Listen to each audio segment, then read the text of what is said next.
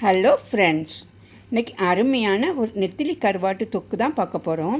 மீனில் ரொம்ப சின்ன சைஸ் மீனாக இருந்தாலும் இது டேஸ்ட்டில் அவ்வளோ ருசியாக இருக்கக்கூடிய ஒரு கருவாட்டு தொக்கு. பச்சை மீனாகட்டும், நம்மளுக்கு கருவாடாகட்டும், நெத்திலி கருவாட்டில் அவ்வளோ அருமையான டேஸ்ட் இருக்குது. தொக்கு பண்ணுறதுக்காக ஃபஸ்ட்டு கடாயில் எண்ணெய் ஊற்றிக்கோங்க. அதில் தாளிப்புக்காக கடுகு, உளுந்தம்பருப்பு, அப்புறமா வெந்தயம் போட்டு தாளிச்சிக்கோங்க. நான் 2 பெரிய வெங்காயத்தை இதை மாதிரி நீல வாக்கில் கட் பண்ணியிருக்கிறேன். தொக்குக்கு இது மாதிரி நீல வாக்கில் கட் பண்ணிக்கோங்க. அதோடு சேர்த்து கருவேப்பிலையும் போட்டு தாளிச்சிக்கோங்க. வெங்காயம் கருவேப்பிலையும் போட்டு வெங்காயம் கொஞ்சம் நல்லா ப்ரௌன் ஆகணும், அது வரை வதக்கிட்டுக்கோங்க. ஒரு சின்ன துண்டு இஞ்சி, ஒரே ஒரு பச்சை மிளகா, ஒரு 10 பல்லு பூண்டு, மீடியம் சைஸில் 3 தக்காளி, ஒரு சின்ன வெங்காயம். இதை கொஞ்சம் பேஸ்ட்டாக அரைக்கக்கூடாது, குறகுறப்பாக அரைச்சிக்கோங்க. வெங்காயம் இதை மாதிரி ப்ரௌன் ஆனதுக்கப்புறமா இதை மாதிரி குறகுறப்பாக அரைச்சிருக்கிற இந்த பேஸ்ட்டை அது உள்ளே போட்டுக்கோங்க. ரொம்ப பேஸ்ட் ஆகக்கூடாது. வெங்காயம் ப்ரௌன் ஆனதுக்கப்புறமா அதை போட்டு மிக்ஸ் பண்ணிக்கோங்க. இஞ்சி பூண்டில் அந்த பச்சை ஸ்மெல் இருக்கும், அது போகிறது வரை நம்ம வதக்கி விட்டுக்கணும். அதுக்கப்புறம் தான் மசாலாலாம் போடணும். கொஞ்சமாக வேணால் தண்ணி ஊற்றிக்கோங்க. 2 டீஸ்பூன் அளவுக்கு நம்ம அரைச்சிருக்கிறோம்ல, அந்த தண்ணியே போதும். அதை ஊற்றி கொஞ்சம் அப்படியே நல்லா வதக்கி விட்டுக்கோங்க. அந்த ஸ்மெல் போனதுக்கப்புறமா மசாலா பொடிலாம் சேர்த்துக்கலாம்.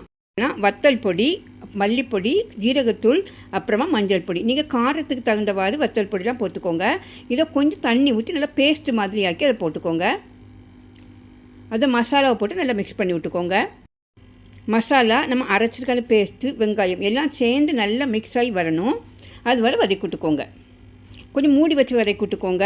மசாலாலாம் ஸ்மெல்லாம் போனதுக்கப்புறமா நம்ம வச்சுருக்க நெத்திலி கருவாடு தான்.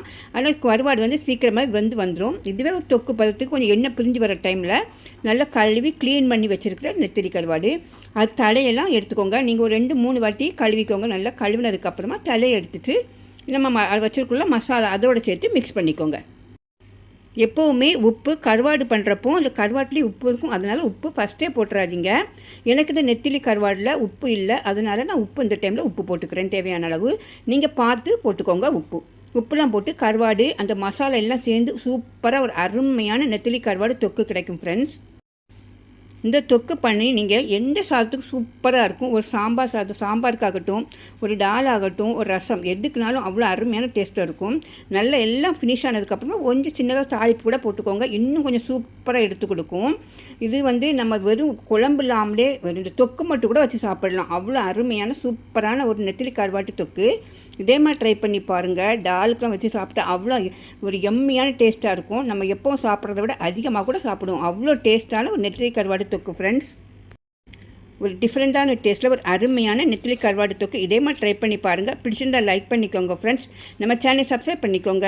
ஓகே, பாய், தேங்க்யூ.